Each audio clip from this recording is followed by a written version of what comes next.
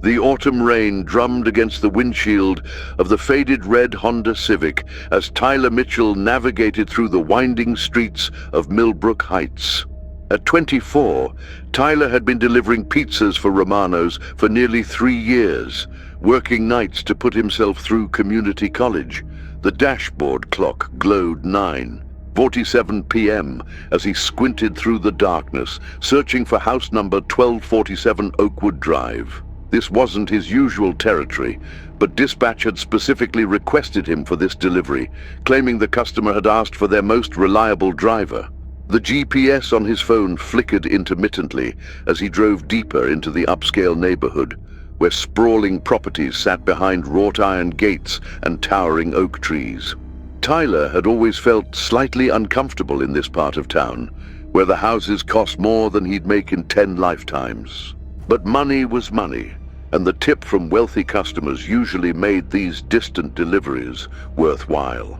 He adjusted his Romano's cap and checked the insulated bag beside him, making sure the 3 large pepperoni pizzas were still warm. As he turned onto Oakwood Drive, the streetlights seemed dimmer, casting long shadows between the houses. Number 1247 materialized from the darkness, an imposing Tudor-style mansion set back from the road behind an electronic gate. Tyler pressed the intercom button, and after a moment a crackling voice responded. The gate swung open silently, and he drove up the curved driveway, his headlights cutting through the mist that seemed to cling to the manicured grounds. Something felt different about this delivery, though Tyler couldn't quite put his finger on what. The house appeared dark, except for a single light glowing in what looked like a side entrance. He parked near the illuminated door, grabbed the pizzas, and approached the house. The silence was almost oppressive, broken only by the distant hum of traffic and the rustle of leaves in the wind. Tyler knocked on the door, waiting for someone to answer. Minutes passed. He knocked again, louder this time, and finally heard footsteps approaching from inside. The door opened just a crack, revealing only darkness beyond. A voice from within asked him to leave the pizzas on the step and said the money was under the mat. Tyler hesitated, as this violated Romano's policy about collecting payment directly, but the voice insisted, promising a generous cash tip was waiting. Against his better judgment, Tyler bent down to check under the mat, and in that moment, everything changed forever. 22 years later, Detective Sarah Chen stared at the computer screen in disbelief, reading the DNA analysis report for the 3rd time. The fluorescent lights of the police station hummed overhead as she tried to process what she was seeing. The genetic material found under the fingernails of Margaret Holbrook, a 73-year-old woman found deceased in her home 3 days earlier, belonged to Tyler Mitchell. The same Tyler Mitchell who had vanished without a trace in October 2002, leaving behind nothing but an abandoned delivery car and a family desperate for answers. Chen had been working cold cases for 5 years, but she remembered the Mitchell disappearance from her early days on the force.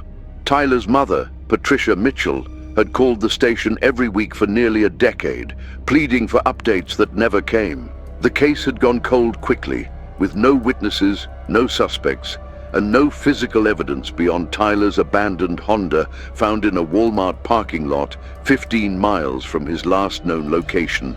His family had eventually stopped calling, though Chen knew they never stopped hoping. The detective reached for the thick file folder labeled Mitchell Tyler James, Missing Person Case, 2002-4847.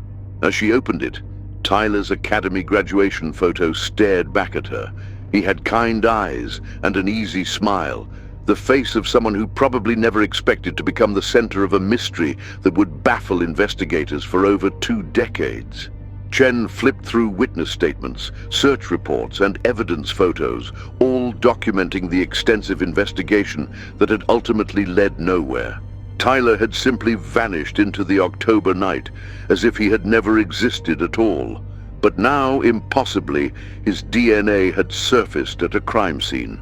Chen's mind raced with possibilities, each more confusing than the last. If Tyler was alive, where had he been for 22 years? If he was dead, how could his genetic material appear at a fresh crime scene? The logical part of her brain suggested contamination or a lab error, but 3 different tests had confirmed the same result. Tyler Mitchell's DNA was definitely present at Margaret Holbrook's house, and there was no innocent explanation she could think of. Chen picked up her phone and dialed the lab. "Doctor." Rebecca Torres, the forensics specialist who had run the tests, answered on the second ring. Chen explained her concerns about the impossible match, but Torres was adamant about the results. The DNA had been extracted from skin cells found under the victim's fingernails, suggesting a physical struggle. Moreover, the genetic material appeared fresh, not degraded, as it would be if it had been there for years. Whatever had happened to Tyler Mitchell, it seemed he had been in Margaret Holbrook's house very recently. The implication sent a chill down Chen's spine. She had seen enough cases to know that when someone disappears without a trace, and their DNA shows up decades later at a crime scene, the explanation is rarely pleasant. Chen made a decision that would change everything. She was going to reopen the Tyler Mitchell case, and this time she wouldn't stop until she found the truth. The drive to Patricia Mitchell's house felt longer than Chen remembered. She had visited the family several times during the original investigation, watching hope fade from their eyes with each passing month. Patricia still lived in the same modest ranch house where Tyler had grown up, though Chen noticed the garden looked more overgrown now, and paint was peeling from the shutters. When Patricia answered the door, Chen could see that the years had been hard on her. Her hair had gone completely gray, and deep lines etched her face, but her eyes still held that familiar spark of desperate hope whenever anyone mentioned her son's name. Patricia invited Chen inside, and they sat in the same living room where they had conducted interviews 22 years ago. Tyler's high school graduation photo still held a place of honor on the mantel, surrounded by pictures of family gatherings he would never attend. Chen explained about the DNA match as gently as possible, watching Patricia's face cycle through confusion, hope, and fear. The older woman's hands trembled as she processed the information, asking the same questions that had been haunting Chen since she saw the lab report. Patricia told Chen that she had never stopped believing Tyler was alive somewhere, though she admitted the hope had grown dimmer with each passing year. She had hired private investigators, consulted psychics, and followed up on every possible lead, but nothing had ever materialized. The family had even appeared on several missing persons television shows, but the exposure had only brought heartache and false leads.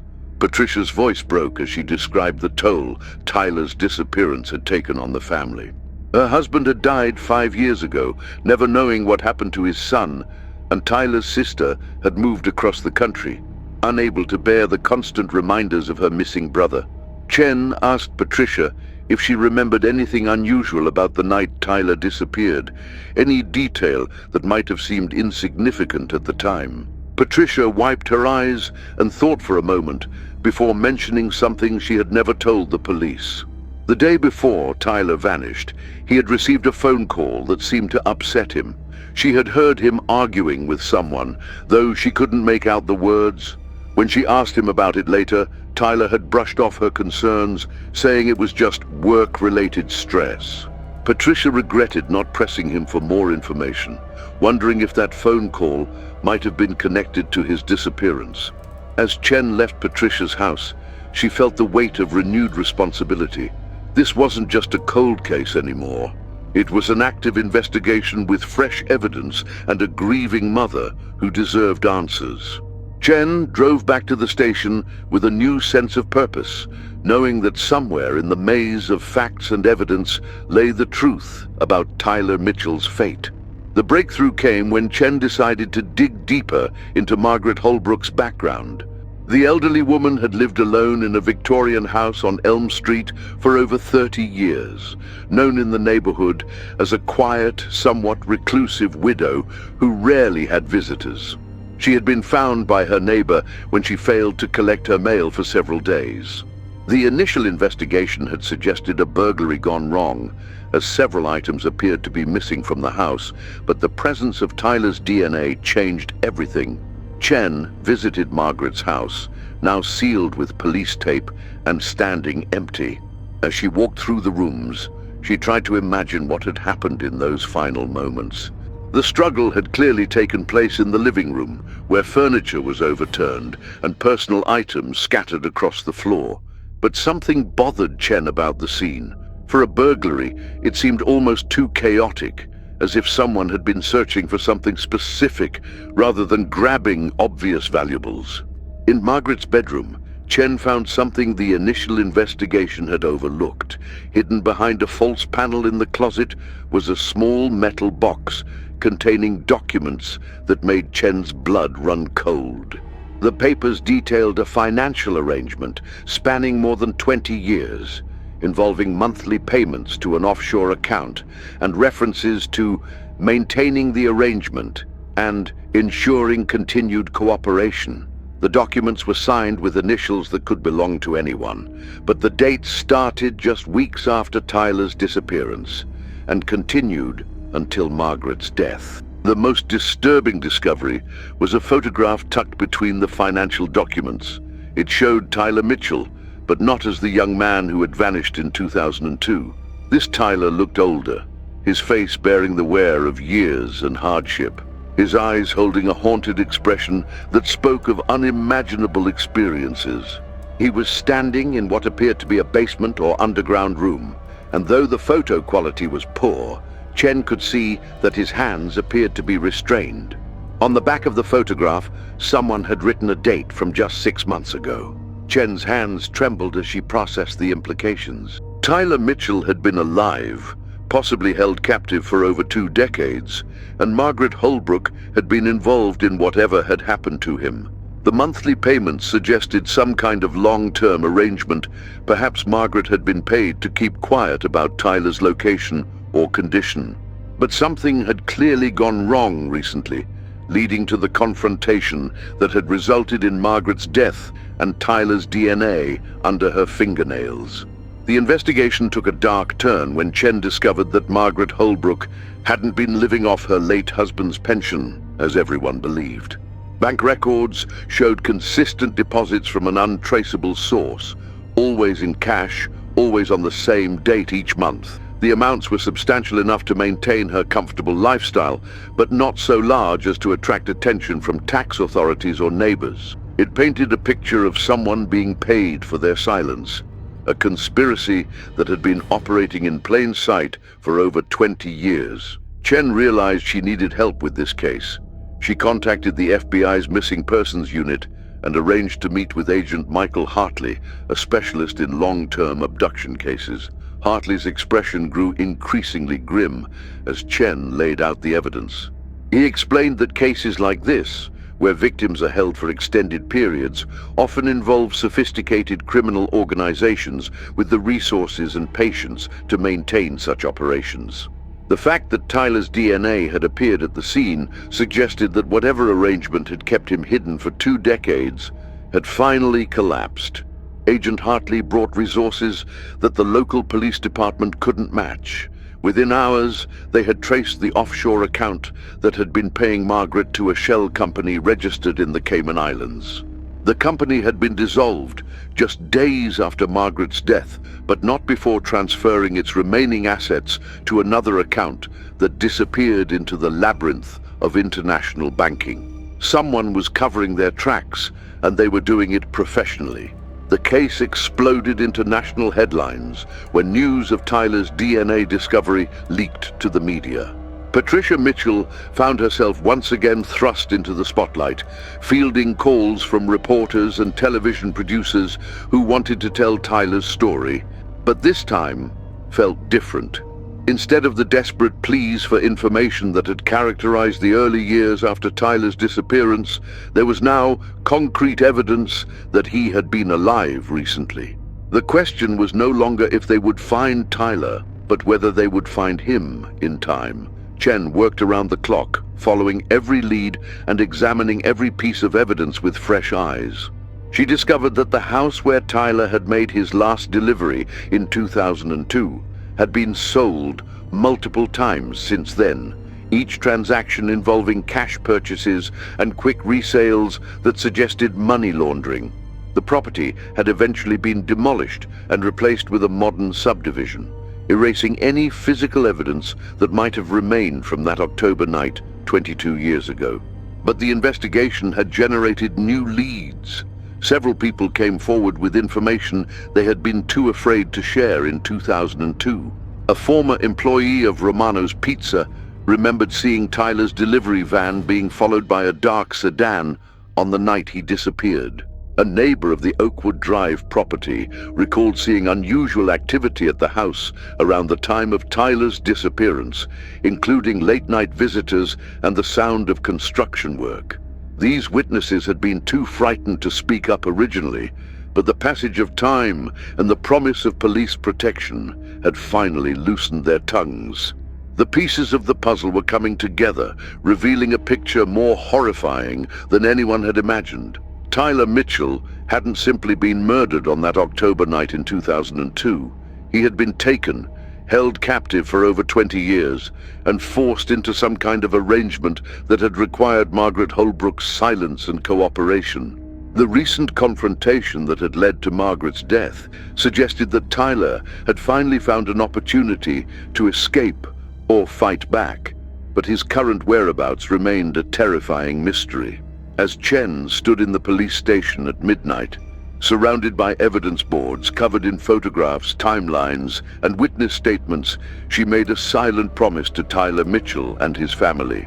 She would not rest until she found the truth, no matter how long it took or where the investigation led. Tyler had survived 22 years of unimaginable circumstances, and Chen was determined to ensure that his ordeal would finally come to an end. The search for Tyler Mitchell had become more than just a missing persons case.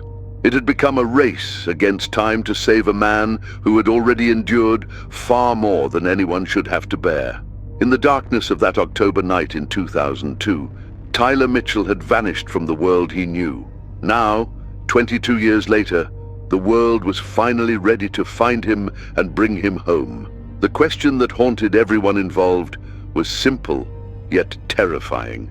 Would they find Tyler Mitchell in time, or would the truth about his disappearance remain buried forever in the shadows of a conspiracy that had operated successfully for over 2 decades? The investigation continues, and Tyler's fate hangs in the balance, a reminder that some mysteries take more than 2 decades to solve, and some victims wait longer than anyone should have to for justice to finally arrive.